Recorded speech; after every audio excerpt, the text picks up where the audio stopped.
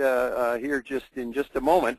I just wanted to take just a moment or two here before we get going, particularly for those of you who've not attended one of these calls before, to let you know kind of what the format is and how it works and what you can expect and so forth.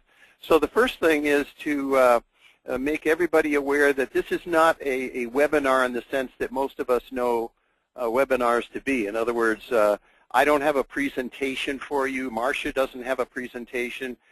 This is really more like a kind of like a live Q&A session, if you will. We are here as resources to try to help you with any issues that you would like to raise with us that you think our collective experience might be of some value and help you address any particular issues. So that's how it works, and we are more than happy to do that. We'll certainly get to as many of your questions as we possibly can during the course of the hour that we have together.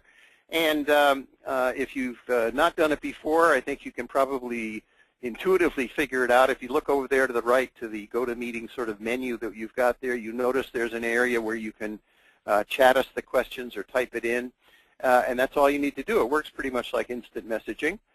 Nobody can see what you're typing, so don't be worried about confidentiality or you're showing up someplace. I can see them, and that's all I need to do. And as I said, we'll get to as many of those as we can. So just fire it up, and you know, certainly Marsha and I will address as many as we can. So just go ahead and post them. Secondly, obviously, it's important to you and also to us that your time here is valuable and that you feel you got some value from the time that you've spent. And the only way we know that is with your feedback. So at the end of the program, you will have an opportunity. We'll send you a link where you can share kind of what you'd like to see more of, less of, or give us whatever feedback you'd like to share.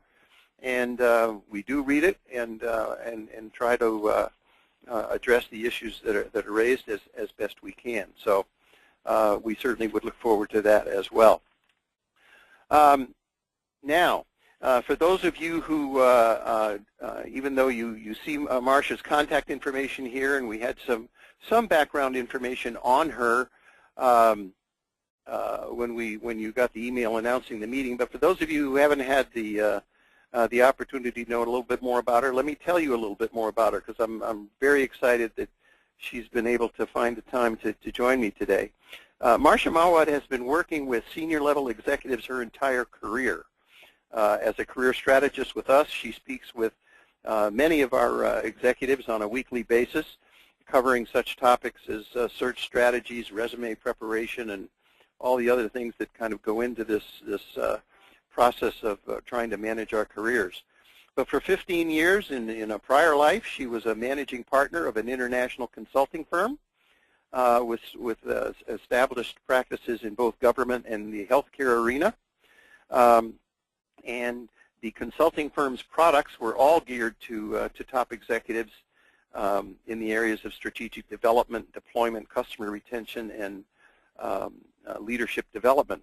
Her senior executive clients were both domestic and international, and over the course of time, she has also worked with the heads of the Federal Reserve Board, Treasury Department, Defense Intelligence Agency, National Security Agency, CIA, and the U.S. Department of State, to name a few. So it comes as no surprise, I'm sure, to anybody on the call to know that Marsha lives in Washington, where she also is the chapter president of the Capitol Speakers Club.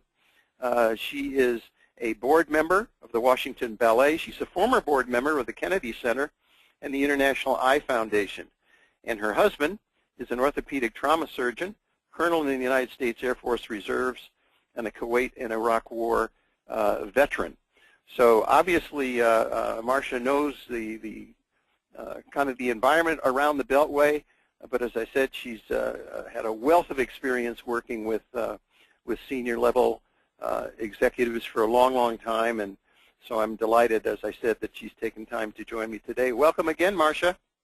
Thank you so much, Dave. Okay, you ready to go? Ready to go. Okay. People are still let me give people just a moment or two more to keep posting some questions here, and I'll just take one more second because to mention this for anybody who didn't happen to catch it this morning. The employment figures came out today and continue to certainly trend in the right direction. 295,000 new jobs were added, and the unemployment rate dropped down to 5.5.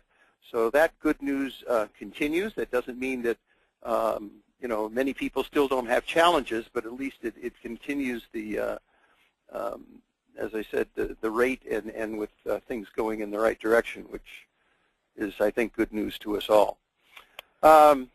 Okay, let me start with this question, Marsha. It came in and it says, how many recruiters, yeah, here it is, how many recruiters are surfing your site for resumes, and how successful have candidates been on securing a position this way?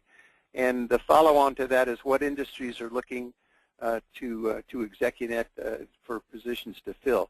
Let me start by answering that, since it's sort of directed here. First of all, I would say the answer to your question is literally thousands. We've been around for 28 years, so there are thousands of recruiters who use us, not necessarily all at once, but many hundreds at a time certainly do. And as far as and that includes both corporate recruiters as well as third-party recruiter search firms and so on. And I will tell you the reason that they come here, and I think most of us know this, the recruiting industry does not necessarily have a reputation around loyalty. Their reputation is built around results. They are very results-driven environment. So why would they keep coming back to this site and this organization for 28 years? And my answer to you is they keep coming back here because of the quality of candidates that come out of here. And in fact, that's particularly true in this day and age where you've got thousands, literally thousands of job boards and things like that. The recruiters complain all the time about the volume, and they just can't deal with it. Many of you, if you're in a search, you probably know that because you send out responses to postings and so forth and never hear a word. That's one of the results that comes from something like that. So the key reason that they use us is because we are very focused. We serve a specific part of the market, which is C-level executives and their direct reports, and they know when they get something out of here, they're going to get something that's worth looking at. As far as success rate is concerned, I think you have to define that. You need to remember, we're not in the search business. All we can tell you is that every job posting that you see here is real, and it gets read. We certainly have no control over who decides to pick up the telephone and who does not, which is an important thing to understand. But again, the recruiting world would not continue to use a resource like this if they did not feel there was value there. And I mean value in terms of candidate identification, whether or not candidates, how many interviews take place or offers are made is, that's a process that we don't get involved in. Dave, I can add to that because I was just talking with someone.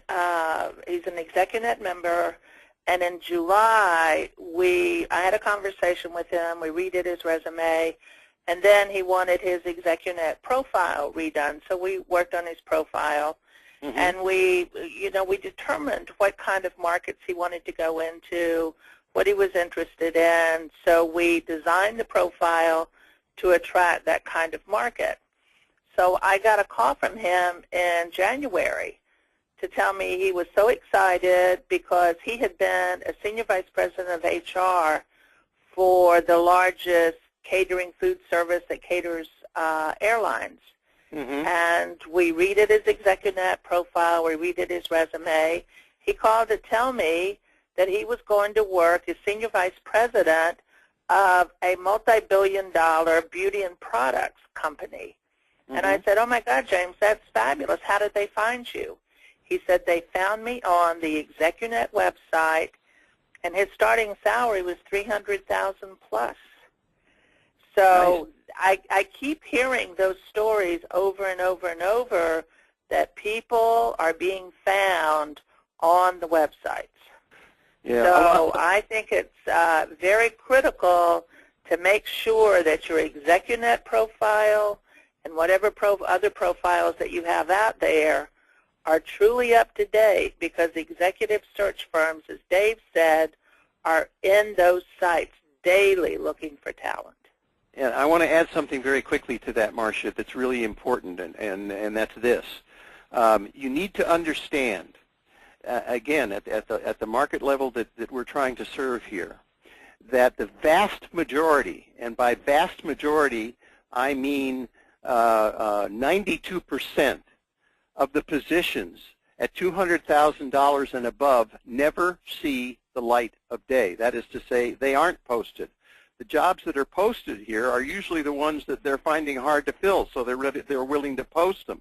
But the recruiters who come here are much happier and much prefer to go into the database, which they have access to, and look at your profile and or your resume. So Marsha's point about making sure that that profile presents you the way you want to be presented is obviously very important. And in fact, Marsha, while we're talking about that, let me just take a second here to show everybody this, because the site, if you haven't discovered yet, we've recently changed it in a number of ways.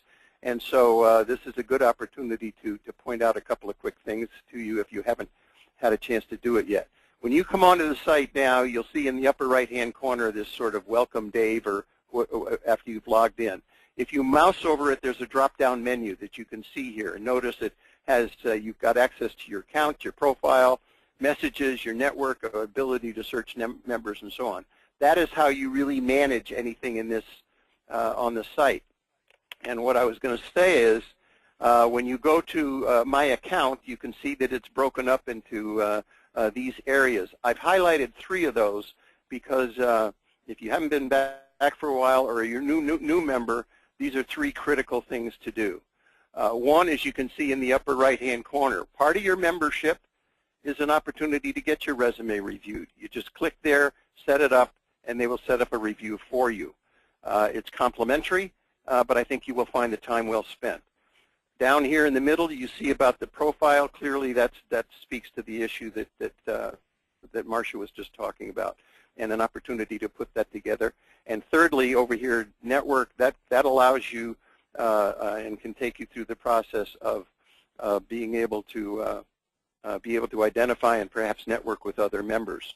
I'm going down here. You can kind of look at the profile. I just want to make you aware. Each area, you can put it up separately. There are hints there in terms of how to, make it really come through the way you want it to. If you need help with it, you can certainly call member services at any time. I just wanted to point out two quick things here. One is on the left-hand side where you see it says More About Me. That's an opportunity for you to kind of, in your own words, tell people how you feel about this stuff. And I think you can appreciate, if you just look at a couple of those sample statements, that if you took the time to do that, anybody looking at that profile would have a much better sense of you as a person, as opposed to simply Dave Opton, who's spent 25 years here or whatever.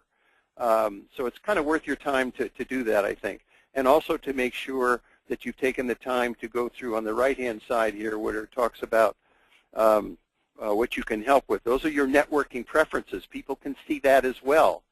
And so it tells them what you're willing to help with and what people can contact you for if you wish to do that. So this is probably, I guess, a time to at least make people aware of that.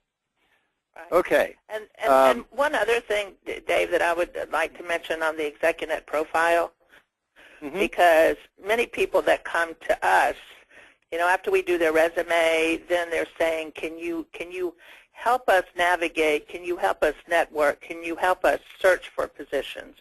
And that's another service that we offer at ExecuNet. But one of the things that I find regularly is someone wants, I said, well, what salary space are you looking for? They'll tell me $200,000, $250,000, $300,000, $400,000. But then I go to the ExecuNet profile and I look at the profile, and there's a picture that looks like maybe someone's just coming off of the beach. I can't stress it enough that if you're looking for an executive position, please make sure that your picture on your profile portrays you as an executive and not a beachcomber or whatever. You know, one of our strongest senses is the sense of visual. And in order to market yourself, it has to be, you have to consider that visual piece of it. So make sure that whatever picture you put on your ExecuNet profile looks like a professional picture. Yep. Okay, thanks, Marsha. For those of you who came in a little bit late, if you've got questions and that you think Marsha or I can help with, go ahead and post them. We're going to get to as many as we can, starting with this one.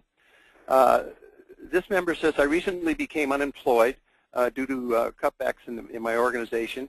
I'm applying daily to stuff. I don't see recruiters contacting me, but me contacting them. Is this the norm, or am I doing something wrong? I'm glad you asked the question because this comes up a lot, particularly if you've not been active in the job market in a long time. A lot of things have changed in the job hunting world, and this is one of them.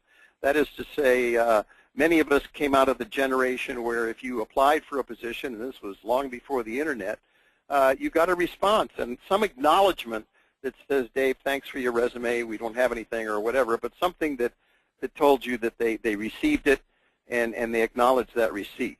A lot of that has gone away, and it remains a major complaint on the part of a lot of us, but that doesn't change the fact that that's the way it is. So the way it works in today's world, by and large, is if you're answering ads, and I'm talking now about job postings in particular, if there's interest, you are probably going to hear in fairly short order.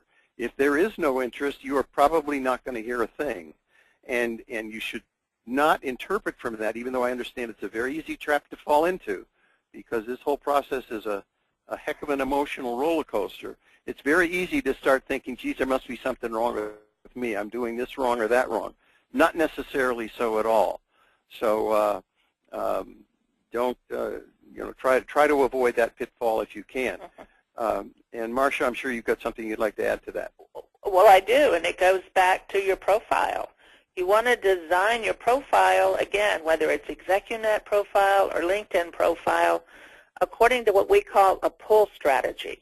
You want to put something in that profile that's unique, that's different, that portrays you to be a distinctive candidate because of the very thing that we're talking about. The executive search firms do not have time to answer your email if you send them an email and said, if you have positions, I'm interested in the following. But they do have time to be in LinkedIn, to be in the ExecuNet. So what you really want to do is pull people into your profile, because we know if you contact them, 9 times out of 10, they're not going to contact you back. But if you've got an intriguing, interesting profile that shows your distinctive competencies, perhaps with some metrics, that shows your value proposition, what value can you add to those future organizations, then the search firms will contact you versus you're always having to contact them. Where I would spend my time more wisely is invigorate your network. Have informational meetings, call people, ask someone if they know of someone. I see on a daily basis that people get jobs in what I call hand-to-hand combat. Go out and meet people face-to-face. Say, do you know anyone here? Join associations. Go to networking meetings. Join professional affiliations. Over and over and over, I see that a lot of people get positions this way. Yeah, and I'll just give you a stat to go with it. As I said at the outset of the call, we've been around for 28 years. And most of us on the call, I'm sure, have heard before that most people make job changes as through networking as opposed to answering ads or anything else. That's definitely true. And I can tell you over the years here, the members that I talk to, when they've made a change, they tell me that change came about as some kind of a linkage process, networking, whatever words you want to call it. But that's how it ultimately happened for them. And very interestingly, they also say that when they look back on the links in that chain, way more often than not, it started with somebody they did not know at the beginning, which is Absolutely. simply to support Marsha's point about, get out, expand your personal and professional network. That's one of the reasons, actually, that we have networking meetings around the country, and that includes Marsha, who hosts our meetings in the D.C. area. But one of the reasons we have the meetings is to give people an opportunity to expand their network, in addition to other things that presumably you're doing as well, which you certainly want to do. Dave, Yeah. if I might say this, we just had a networking meeting in D.C., an ice storm, and I thought, a lot of people are going to cancel. 27 people, 100% plus 3 showed up. Mm-hmm. And we hosted it in a very informal way because we wanted it to truly be a networking meeting. People started talking, enjoying talking to each other, and then we had a program. But then I cut it off 30 minutes at a time so people could continue passing business cards and talking and becoming each other's courage coaches in this job hunt. And interestingly enough, 50% of the people that were at our networking session were employed. So they were helping other people. One of the gentlemen that was there, a big CEO at a company that he just sold, another member that was there is part of a panel at Wharton School. The person that was there invited the CEO to participate in their next panel at the Wharton Business School, which is going to happen, I think, in a month or so. And it's like the CEO told me, he says, never could I have arranged that on my own through all of my networking. So all of you out there, I truly encourage you, because we do networking sessions almost every week somewhere in the U.S., I truly encourage you to go to the networking sessions. There will be uplifting. You can learn from each other. You can expand your network. And it's just a dynamic group of people that want to help each other. So don't try to do this on your own. Network, and especially go to our networking conferences, because you really, really will walk away having met some people who will really, really help you network further. Yeah, it kind of reminds me of a phrase we use around here a lot, which is effective networking is more about giving than it is about getting. Absolutely. From an attitudinal point of view. This person says they're a new member, and besides the profile page, is there a section to post your resume? The answer is yes.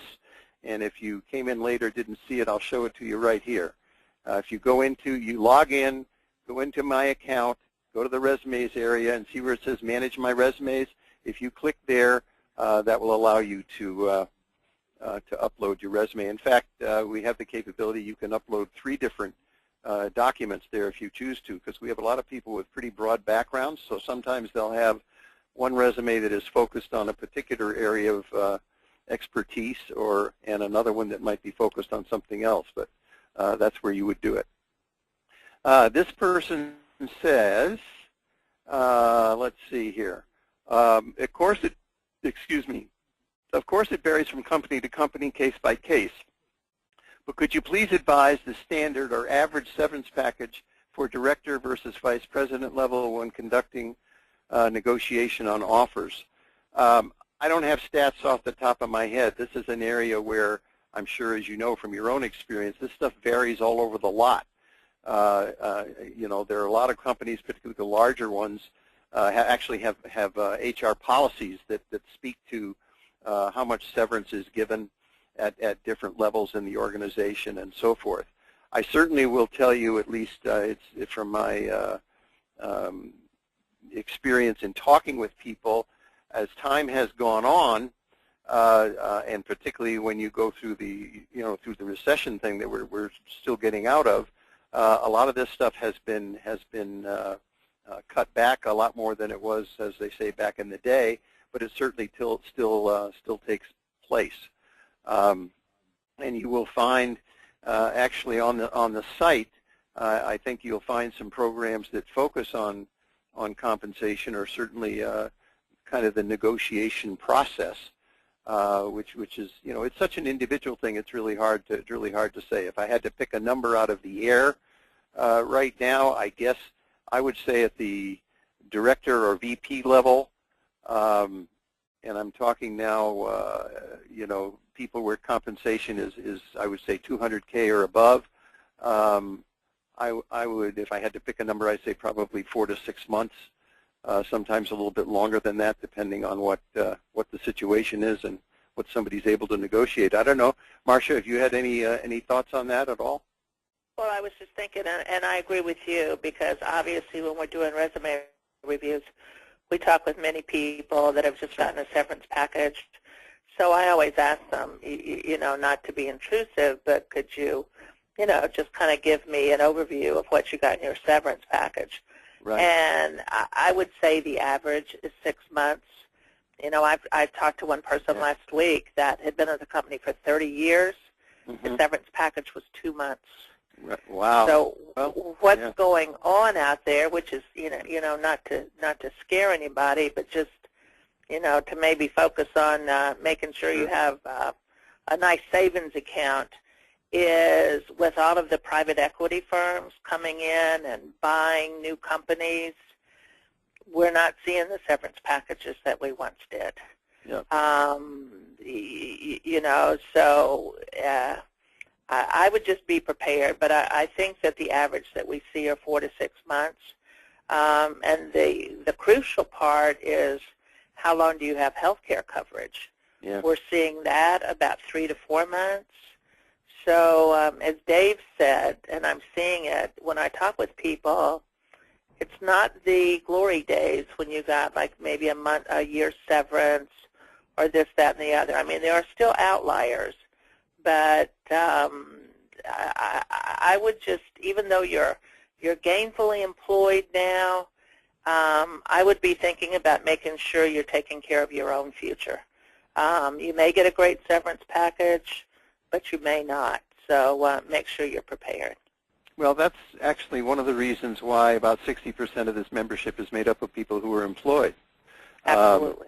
Because a lot of our members have realized over the years, and me being among them for sure, is that this whole idea that way back when, where if you're 25 years and out and loyal and all of that stuff, the company takes care of you, and everybody on this call is well aware of the fact that implicit contract blew up a long time ago. So you gotta really look out for yourself, and a lot of the folks who are members here understand that just because they have a job today doesn't mean that is guaranteed in any way, shape, or form. And this is a very it's a nice, confidential, and inexpensive way to, if nothing else, keep your eyes and ears open. Absolutely. Let's see. Question: how do I break into executive level positions? I've held several senior management positions, earned executive pay above $150,000, but I've not held an exec position. My last position was eliminated, and I'm looking to grow my pay rate, but the management layer positions are not bringing that.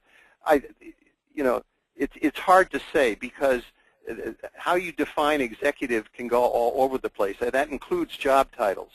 I spent most of my corporate career at Xerox Corporation, and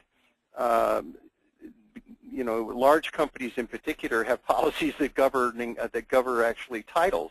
And a manager title at the company when I was there was easily equivalent to a director level, vice president level, and in some cases executive vice president levels in a lot of other companies that might have been smaller or do things differently. So I wouldn't be terribly hung up on the title part of it.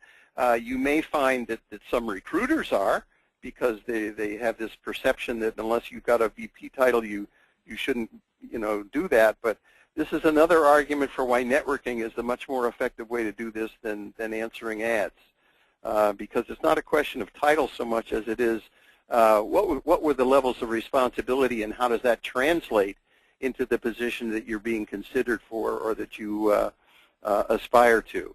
And when you network and have an opportunity to have conversations with people, they're not talking about titles, they're talking about, and they're focused on business issues that your background and experience might help them solve. And the title part of it will tend to take care of itself. But if you're just answering ads and they're going to be using titles as kind of a screening device, you're not going to, you're not going to be able to fight that battle. There's a, that's a bias like a lot of other biases that exist. So I would focus on the things that you can control. And as I said, this is one of the reasons why you want to be the person, hopefully, trying to explore this stuff rather than letting people toss you aside simply because they don't think the title that you had was equivalent enough or close enough to what they're shooting for. Marsha, you comments? Well, this is a curious situation because in a sense we all live, and it's terrible to say, but now we all live in kind of a soundbite world. Mm-hmm. So if you say you're a director, sometimes people kind of shuffle you to the side versus if you say you're a vice president.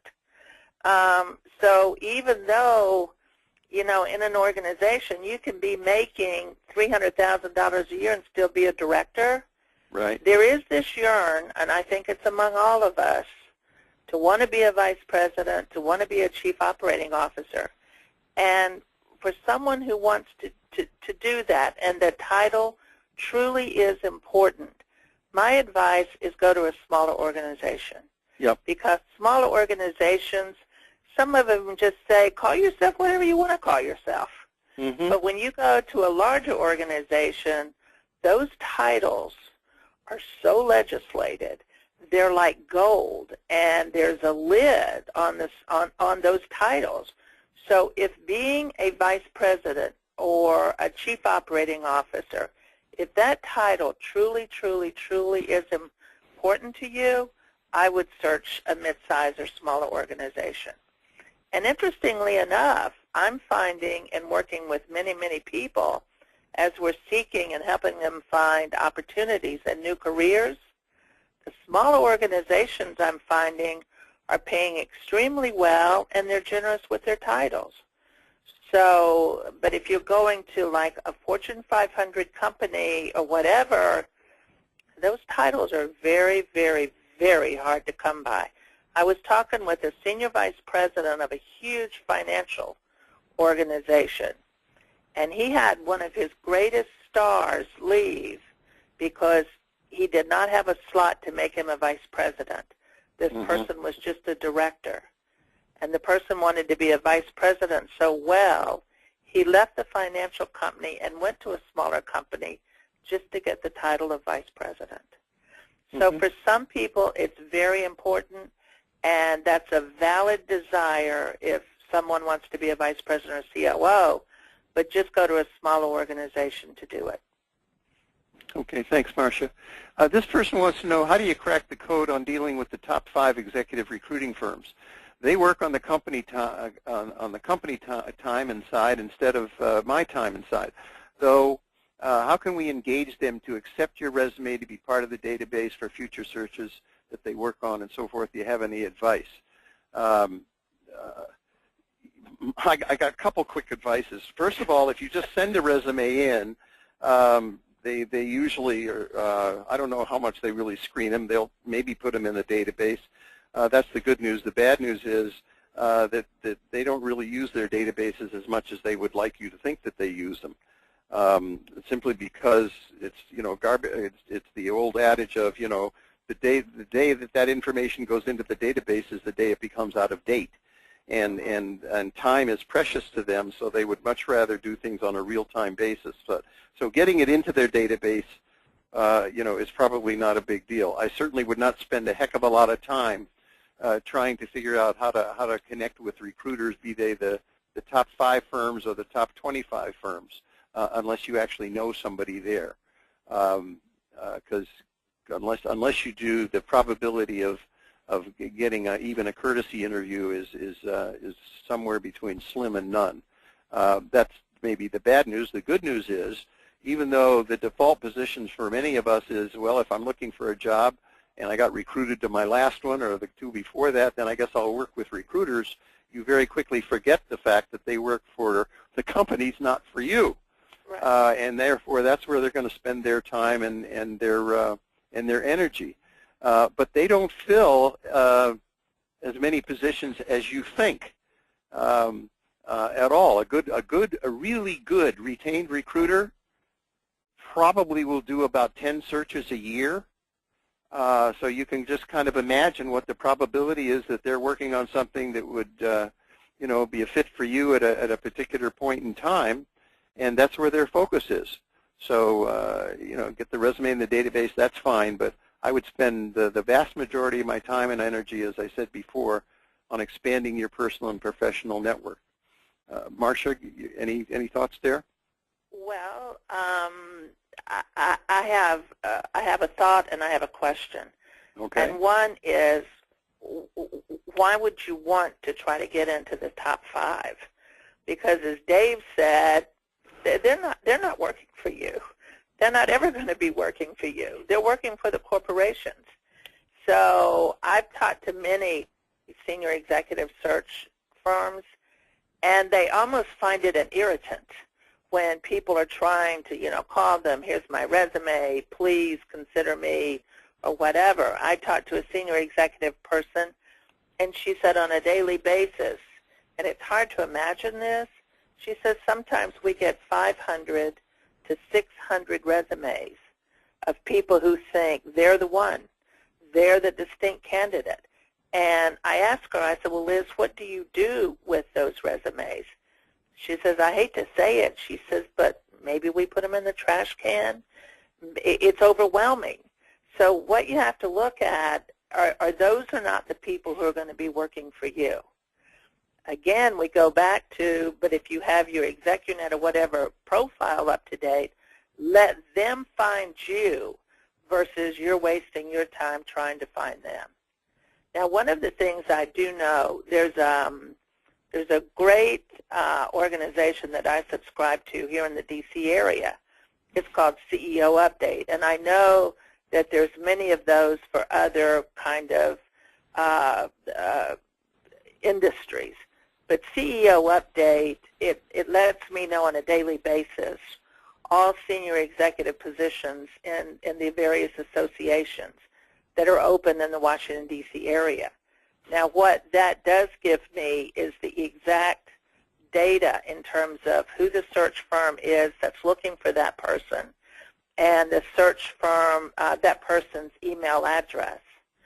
So I personally have made a lot of contacts by responding to some of those positions with some of the people that I'm working with that we're trying to get them placed into new positions. So for some people, I kind of act as an agent for them because I've established relationships with some of these search firms. And I talked to another senior executive just last week who said that he had actually hired an agent to help crack the code to get him into the search companies. Now, whether or not that's going to be successful, I don't know. But what he told me, he said, you sometimes, this day and age, you've got to have help to get you through the firewall. So again, but I go back to what Dave says, and I truly believe so much of it is in networking and just being out there and just being present. But if you want to, try to crack the search firms, I would not necessarily go to the top 5. I would go to some of the smaller boutique search firms because they're going to give you more attention and maybe they've got more time to talk to you. Thanks, Marsha. This person wants to know, it says, is it typical for an external recruiter representing a prospective employer to demand that the candidate take the time and incur the expenses to travel to the recruiter's office for an interview? Note that the employer's site is very close to where I live, but the recruiter's office is quite a distance away in another state. It seems to me that if the recruiter is interested in my background, they ought to be willing to compromise and meet me at a point that works for both of us. Do either of you have any comments on that? Marsha, what do you think about that? I wouldn't do it. I mean, I just wouldn't do it. You know, you could suggest to the recruiter, you know, we can Skype or whatever, but I would have to question what kind of recruiter is that wants to pay you to pay your expenses to go see them. I mean, I think that that's a red flag from the very beginning. Yeah. I just wouldn't do it because to me, a recruiter who makes a demand like that, and I may be wrong, but I would say they're not a credible recruiter. Yeah, well, it certainly raises a red flag. I mean, you know, Exactly. recruiting, and the implicit thing about recruiting is if you've got a potential candidate or a prospect, as you say, you want to make that person feel good, not bad. Absolutely. And to throw something like that out there, it really would make me and me wonder. especially in the day of Skype. You Yeah, know, if especially in that the day person of wants Skype. to see you, let's have a Skype interview. Of course. And make some assessments. And let that recruiter tell you more about the job, because you may find out just in the Skype interview you don't want that job. Right. It would put a bad taste in my mouth. Yeah. And I would just say, no, I'm not going to do it. Yep. I agree. What position level can or should you negotiate a severance package, director, VP, or whatever? This varies all over the place because a lot of it depends on the circumstances around the termination, whether it's a downsizing, a restructuring, whether the person is being let go, et cetera, et cetera. That being said, you know, you can always give it a go. There are certain, you know, all they can say is no, and a lot of people do that. You'd be surprised what might come out of it. In general, and again, if I was going to just make a sweeping generalization about this, I would say probably director level and above would seem to be the at least in my memory, and people I talk to tend to be sort of the demarcation line between you know, severance packages, at least ones that go beyond kind of the generic stuff that a lot of large companies have, which is, you know, X weeks pay for Y number of years of service, that sort of thing. But I'm talking about severance packages that either go beyond that include you know, outplacement assistance or other things that might go along with it. So that's been kind of my experience. Marsha, you have any thoughts? I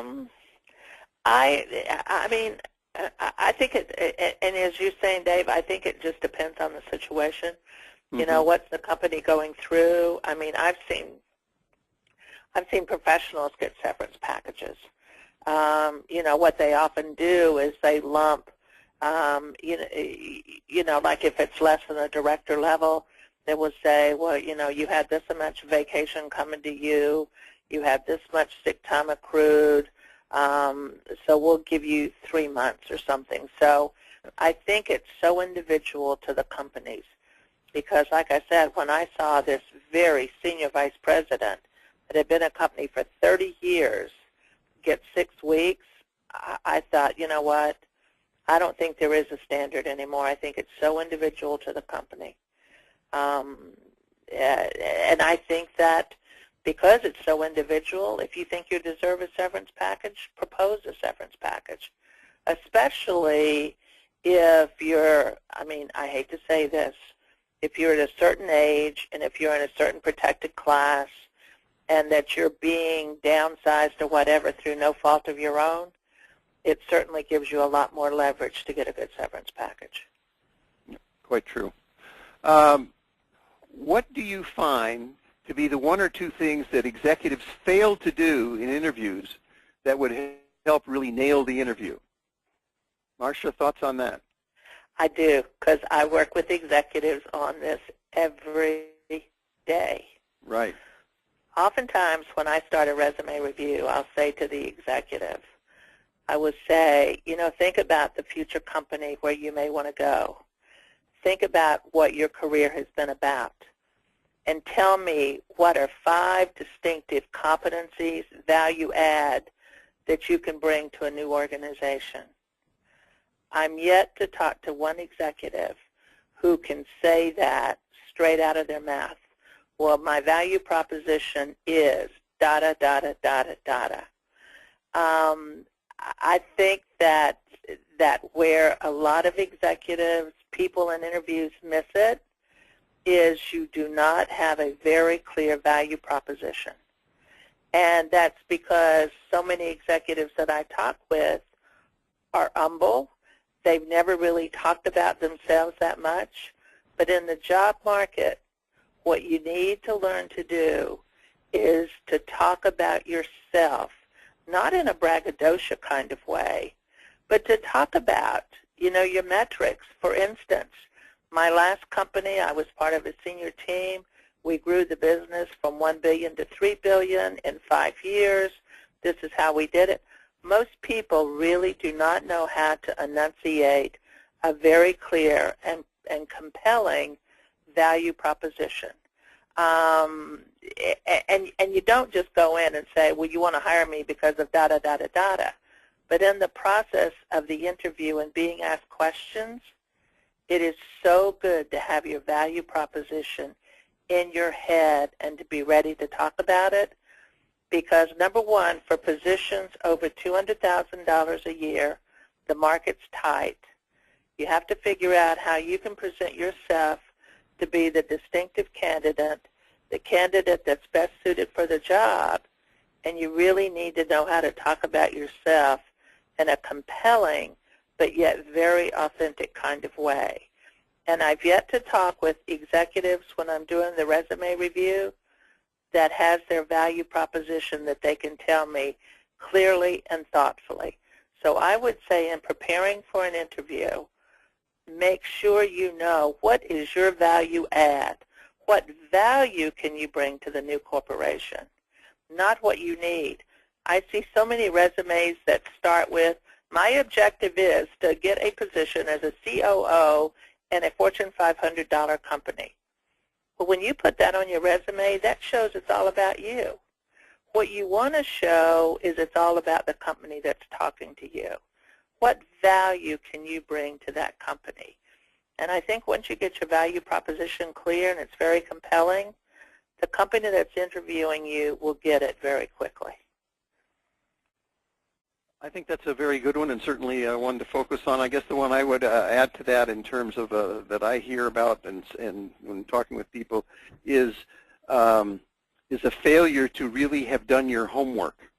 And by that I mean to come into an interview armed with as much information as you can gather in terms of what the issues really are facing that particular organization, or the the division or whatever it is that the job that you're speaking of, because that demonstrates a couple of things, and you can certainly take your value proposition and adjust it and show how that would help alleviate those kinds of problems.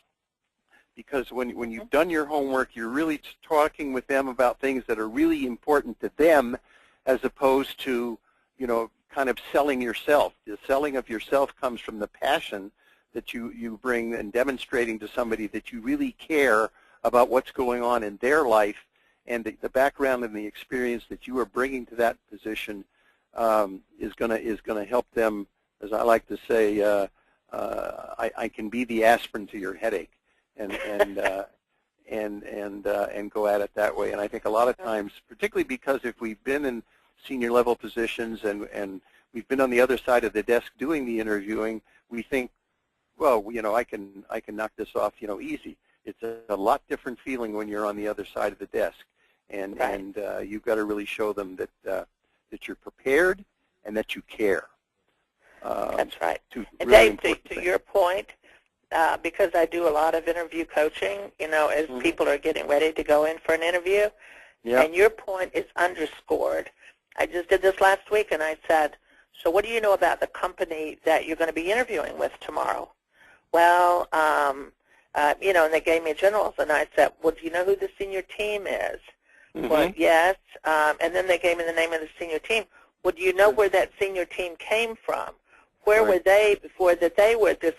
No clue whatsoever. And I said, you got to match what you, and to your point, Dave, You've got to match what you have to offer with what they need. And then you're going to have a great combination. But if it's all about you, that's not going to win. And if you're not prepared, that's not going to win. And so it's just having a wonderful combination of what you offer and what they need, and being able to talk on that platform. Yeah. And just along to that point, whether we're talking about interviewing and things like that, just to remind everybody on the call, we've got a lot of resources that are focused on these kinds of issues that are available to you. They're part of your membership. Some are articles, others are webinars, and we do a lot of those. And there's specifically a number of them on the whole interviewing process. They're available to you on demand, and there are tidbits and things that you can take away from that I think will put you in a better place when the opportunity presents itself. This person wants to know, do you guys have any stats or insight on how long the average search lasts to find a new position using ExecuNet or not? This question, people have asked me that over the years, and my answer to you is I don't know how to answer the question, because first of all, how people, certainly through us, we don't place people. All we do is provide resources for people, and when they end up in a new job, that's because of the whole process that they go through.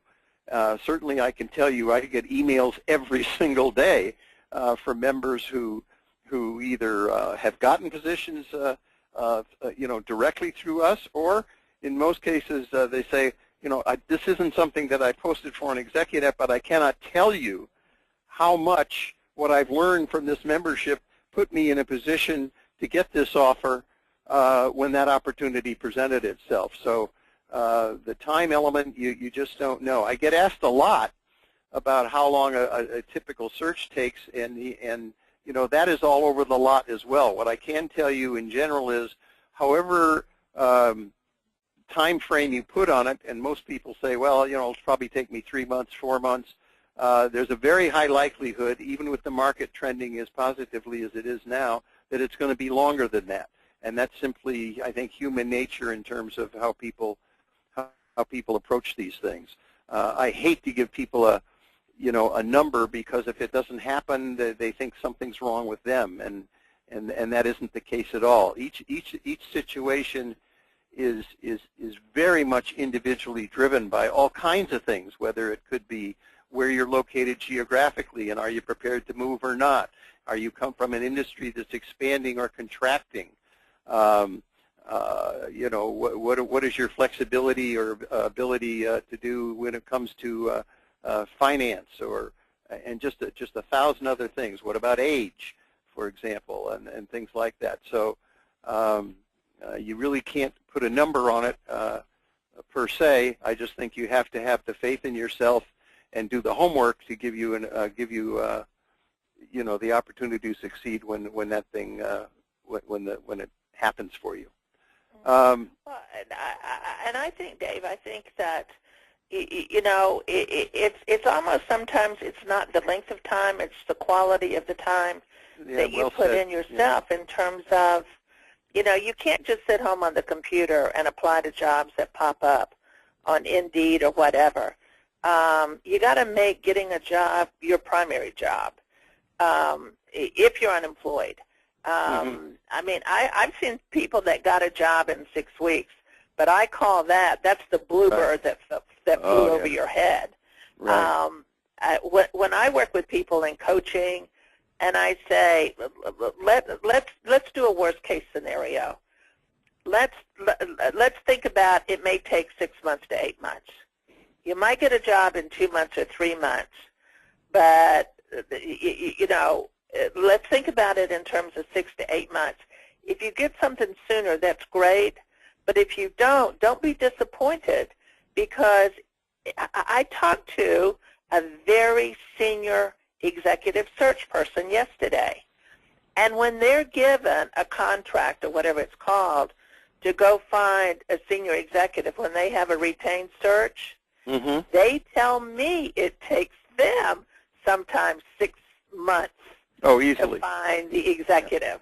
Yeah. Right. So don't feel badly if it takes you, who just doesn't even know how to do this, 5 or 6 or 7 months. It takes some of the retained search firms 5 or 6 months to find the right person.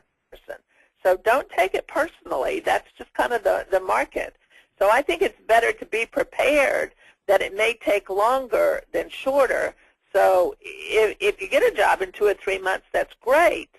But don't beat up on yourself if you don't have one by 6 months. Absolutely true. This caller says, I attended an ExecuNet networking meeting this week, and the attendees heard that some corporations will not accept a resume with a candidate's photo on it for legal reasons. Most of the group hadn't heard this before.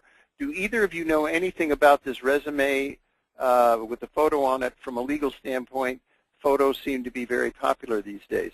I can't speak to the legal part of it per se, but I am definitely photos are very much in vogue, at least online, which is why I mentioned earlier in the call that if you haven't got a picture here on your profile, you definitely should put it up there. Resumes are a different thing because there is a, when you're submitting something, there are laws that cover what corporations have to do from an EEO point of view and so forth. And certainly photos can be used to identify ethnicity and so forth, and so it could very well be, and I suspect this is true certainly of the larger organizations for sure, that they don't want resumes in the system with photos on it because they're concerned about those kinds of legalities should they be come up for review. But that doesn't mean that you can't and shouldn't use them online. I would definitely encourage that. Marsha, any thoughts? I think that there's so many online sites now where you could post your picture. I'm not sure that you have to do it on a resume. But I did encounter yesterday just someone asking me, should they put their picture on their business card? And I remember one of my very first jobs was the head of an employment office for a 4,000-person organization. And I remember that people used to send us their resume with a, like their high school picture or something attached to the resume, and then we got away from that. And I said, now it's interesting that we're all back into pictures again. So I can't really speak to the legality of it. It's like Dave said, I can certainly imagine that, if a company sees a really good-looking person and they get the job, I mean, maybe they could be challenged. I don't know. I don't know about the legality, but I think there's so many other sites where your picture could be posted. I don't think it necessarily has to be on a resume. Well, back in the day, as I said, I spent most of my corporate life at Xerox, and we definitely did not want pictures. For all the reasons that I mentioned, and I'd be very surprised if that has changed much. What I do think is interesting. I think those rules are still in place. I'm guessing. EEO and all of that stuff. I pretty much think those rules are still in place. But what I find interesting is, and this may be a good example of how when society changes and the world changes, it kind of moves the law to, if not changing the law, certainly moves the interpretation of it. I think with social media and the use of pictures and so forth in it, on LinkedIn, for example, or here or at other sites, whether they're career-related or not, the volume of that is such that whether the Feds really felt uncomfortable with that or not, they're not going to be able to change it because it's called the zigzag theory of organization, and when there's enough volume below the head moving in one direction, the head can't make it move back in the other direction. That's just the way things work. Anyway, I knew this happens all the time. We haven't had the chance to go through all of these. Let me just take 30 seconds here to answer one more before we close, because this person wanted to know if we could highlight any of the key differences between a premium membership here and a basic membership. Basic membership being free, premium membership there is a cost. I'll just say couple quick things about that, and that is as a premium member, you have the opportunity to be proactive on a lot of levels, whereas a basic member you do not. That is to say, as a basic member, you can certainly post put your profile, you can have your resume here, and there are certainly programs that you have access to and can participate in, but there's no way that you can reach out to other members. And as a platinum member, you can.